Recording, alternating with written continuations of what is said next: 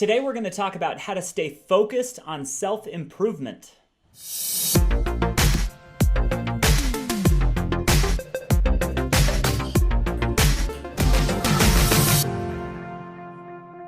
Hello, Dale Majors here, and welcome to another video. Here at Venture Anyway, we release videos 5 days a week that are for motivated people that want to get ahead. So if you're not yet subscribed, please subscribe and follow along. Today, I want to talk about how to stay motivated on self-improvement, right? How to keep that desire to keep getting better. And I actually have 3 tips that will help you do that. So first, it's one of my favorite statements. It's the idea of success leaves clues, right? If you want to be motivated on self-improvement, you probably want to improve yourself based on what you feel is successful. So you should look around at people that you essentially want to copy, right?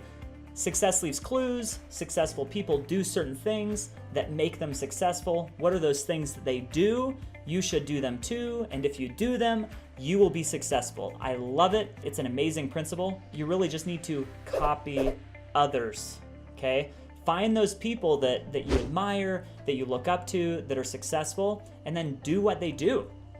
And one more thing about success leaves clues. I've got a younger brother, that I've traveled with a lot, and he's very fit. He's very fit and healthy, and I've always admired that about him, especially over the last 8 or 10 years or so. And I'd travel with him on different work trips, and when I woke up in the morning at 7 a.m., he'd been up for an hour, and he'd already gone to the gym, or he was down on the floor doing push-ups and sit-ups. And those were the types of things that I realized, wow, if I want to look like him, I'm going to need to do the things that he does. Tip 2 is learn about others through reading books. I've read so many biographies that have just really motivated me. And when I say so many, how many have I really read? I don't know, 10, 15, 20? And I'm thinking specifically about one by a Utah entrepreneur tycoon named Larry H. Miller, who was able to really make so much progress from starting very poor, and he didn't have a great childhood, and he just accomplished so much. He built over $1 billion business enterprise here in Salt Lake that's really benefited the Utah economy. He bought the Utah Jazz, and he's since passed away, but his family put the Utah Jazz in a trust. The guy is amazing, and every time I read his book, Driven, I feel more motivated and I'm inspired.